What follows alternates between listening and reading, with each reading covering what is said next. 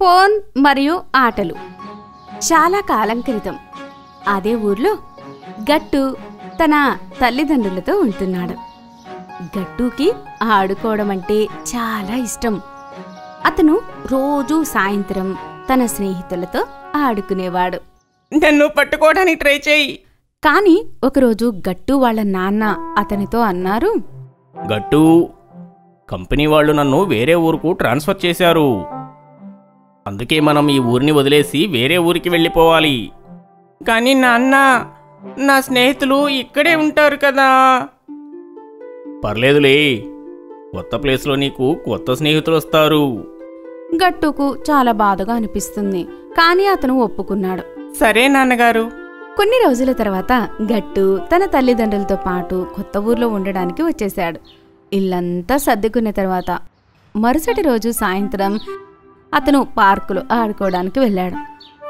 అయితే తాను చూశాడు, పార్కులో ఒక పిల్లాడు కూడా లేడు. అతను సొసైటీలోకి వచ్చి అతను ఒక ఇంటి బెల్ కొట్టాడు. ఒక పిల్లాడు తలుపు తెరిచాడు. హలో ఫ్రెండ్, నా పేరు గట్టు. నువ్వు నాతో పాటు ఫుట్బాల్ ఆడతావా? నేను ఆడుకుంటున్నాను కదా. కానీ నువ్వు ఫోన్లో ఏదో చేస్తున్నావు. అవును, నేను ఫోన్లోనే ఫుట్బాల్ ఆడుతున్నాను. కానీ నిజంగా ఆడటంలోనే ఎక్కువ మజా వస్తుంది. అందుకే నువ్వు నాతో కలిసి ఆడతావా? లేదు, నాకైతే ఇలానే మజా వస్తుంది. అందుకే నేను ఫోన్లోనే ఆడుకుంటాను. అది విని గట్టుకు చాలా బాధగా అనిపిస్తుంది. అతను మరొక ఇంటికి వెళ్ళాడు. హలో ఫ్రెండ్, నా పేరు గట్టు. నువ్వు నాతో ఫుట్బాల్ ఆడతావా? లేదు, ఫుట్బాల్, క్రికెట్ ఏదైనా సరే నేను ఫోన్లోనే ఆడతాను. ఫోన్లో? అవును, నీకు ఈ ఫోన్లో గేమ్స్ గురించి ఏమీ తెలియదనిపిస్తుంది. ఇలారా, నేను చూపిస్తాను నీకేంటో. వద్దు, నేను నేర్చుకోను. నాకు ఏదైనా నిజంగా ఆడుకోవడం అంటేనే చాలా ఇష్టం. అని నిజంగా ఆడుకోవడంతో ఎంతో అలసిపోతావు, ఇంకా చాలా చెమటలు పట్టేస్తాయి. అందుకే నాకు ఫోన్లో ఆడుకోవడమే నచ్చుతుంది. హాయిగా కూర్చొని ఆడుకోవచ్చు. ఇలా ఆడుకుంటే ఎలాంటి శ్రమ కూడా ఉండదు, హాయిగా ఉంటుంది. అలాగే ఒక్కొక్క ఇంటికి వెళ్తూ గట్టు అందరిళ్లకు వెళ్ళాడు. ఇక పిల్లలందరూ అతనితో ఆడుకోవడానికి ఒప్పుకోలేదు. చేసేదేమీ లేక గట్టు తిరిగి వాళ్ళింటికి వచ్చేశాడు. వాళ్ళ నాన్న ఆఫీస్ నుంచి వచ్చాక గట్టు ఆయనతో అంటాడు, నాన్న, నేను ఇక్కడ ఉండలేను. ఎవ్వరూ కూడా నాతో ఆడుకోవడం లేదు. అలా ఎలా జరుగుతుంది? ఆడుకోవడం అందరికీ నచ్చుతుంది కదా. కానీ నాన్న, ఇక్కడ ఎవ్వరికీ ఇష్టమే లేదు. అరే గట్టు, వారిని ఆడుకోవడానికి ఒప్పించు. అలాగే, నేను బయట పార్కులోకి వెళ్తాను. అతను చుట్టుపక్కల చూశాడు. ఎప్పటిలాగే పార్కులో ఒక్క పిల్లాడు కూడా లేడు. ఇక్కడ ఎవ్వరూ లేరేంటి ఈరోజు? పార్కులో దూరంగా బెంచిపై ఒక చిన్న పాప కూర్చుని ఉంది. గట్టు తన దగ్గరికి వెళ్ళాడు. నా పేరు గట్టు. నువ్వెవరు? నిన్నింతకు ముందు ఇక్కడ ఎప్పుడూ చూడనే లేదు. నా పేరు చింకీ. నాకు ఆడుకోవటం అంటే చాలా ఇష్టం. ఆడుకోవడం అంటే నాకు కూడా చాలా ఇష్టం. పద, మన ఇద్దరం కలిసి ఆడదాం. కానీ మిగతా పిల్లలు మనతో ఆడుకుంటే ఇంకా బాగుంటుంది కదా. నువ్వు కరెక్ట్గా చెప్పావు. పద, మనం ఏదైనా చేద్దాం. మిగతా పిల్లల్ని పార్కులోకి రావడానికి ఒక ప్లాన్ వేశారు. ఇక వాళ్ళిద్దరూ గట్టు వాళ్ళ నాన్నగారి దగ్గరికి వెళ్లారు. ఇక వాళ్ళు తమ ప్లాన్ చెప్పారు. నాన్నగారికి వారి ప్లాన్ బాగా నచ్చుతుంది. ప్లాన్ ప్రకారంగా పిల్లలు నాన్నగారు సొసైటీలోని పిల్లలందరినీ పిలిచాడు. ఇంకా గట్టు వాళ్ళ నాన్నగారు పిల్లలతో ఇలా అంటారు, నేను పార్కులోని ఒక లేటెస్ట్ ఫోన్ దాచిపెట్టాను. దాంట్లోని చాలా మంచి మంచి గేమ్స్ ఉన్నాయి. ఎవరైతే ముందుగా ఫోన్ని వెతుకుతారో వారికే అది దొరుకుతుంది. లేటెస్ట్ ఫోన్ మాట వినగానే పిల్లలందరూ చాలా సంతోషిస్తారు. ఆ ఫోన్ అయితే నేను వెతికి తీరుతాను. లేదు, ఆ ఫోన్ ముందు నేనే వెతుకుతాను. ఇక అందరూ పార్కులో అటు ఇటు పరిగెత్తుతూ ఫోన్ వెతుకుతున్నారు. కానీ ఎవ్వరికీ ఫోన్ దొరకలేదు. అలా 2 గంటలు గడిచిపోయాయి. ఇక పిల్లలందరూ అలసిపోయి చెమటగా అయ్యారు. ఆ పిల్లలందరూ కలిసి గట్టు వాళ్ళ నాన్నగారి దగ్గరికి వెళ్లారు. ఇలా అన్నారు, అంకుల్, మీరైతే ఇక్కడ పార్కులో ఏదో ఫోన్ దాచిపెట్టానన్నారు. కానీ ఇక్కడ ఫోన్ ఏం లేదు. అవును అంకుల్, మాకు ఎక్కడా కూడా ఫోన్ దొరకనే లేదు. మీకు గేమ్స్ ఉన్న ఫోన్ దొరకలేదా? కానీ గేమ్స్ దొరికాయి కదా. ఏ గేమ్స్? పార్కులో ఆడుకునే గేమ్స్. మీరందరూ ఇంట్లో ఫోన్లోనే గేమ్స్ ఆడుకుంటుంటారు. ఇంకా ఎప్పుడు కూడా పార్కులోకి ఆడుకోవడానికి రారు. అందువల్లే గట్టు వాళ్ళ నాన్నగారితో కలిసి మీకు ఫోన్ గురించి అబద్ధం చెప్పాము. కానీ ఎందుకు? పరుగెత్తడం మరియు ఆడుకోవడంతోని మన శరీరానికి బలం వస్తుంది. దానితో మన శరీరం ఆరోగ్యంగా కూడా ఉంటుంది.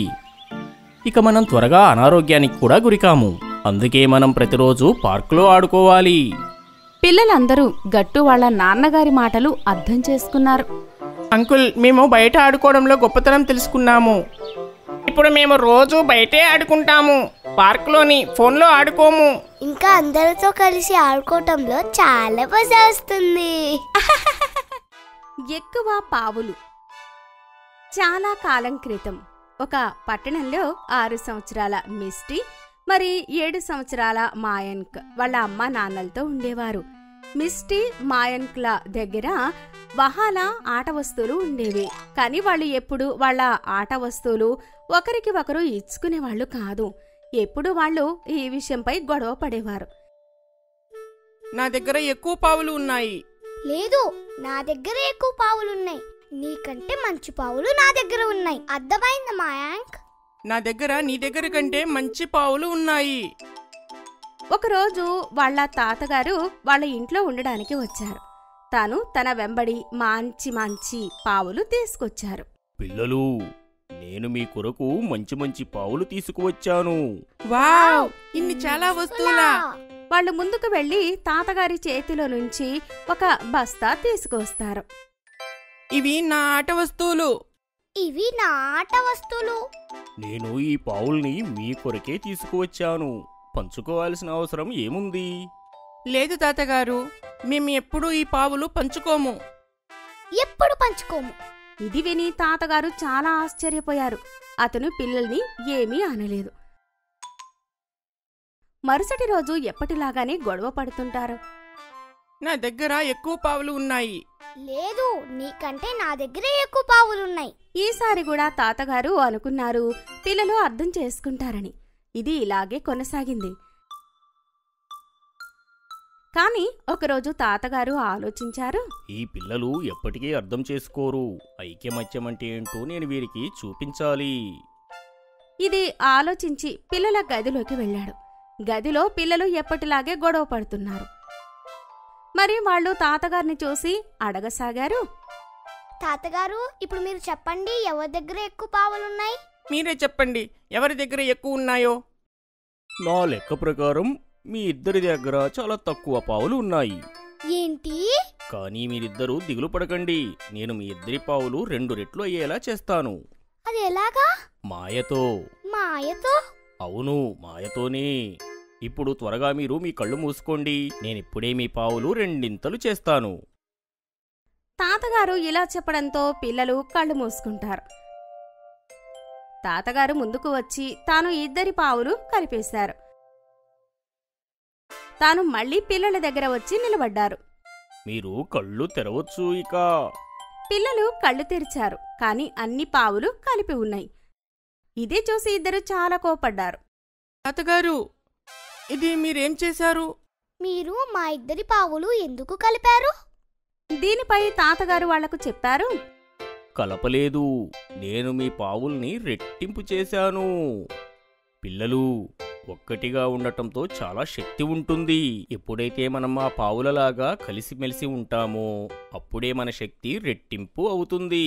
అందుకే మనము ఎప్పుడూ గొడవ పడొద్దు. అందరం కలిసిమెలిసి ఉందాము.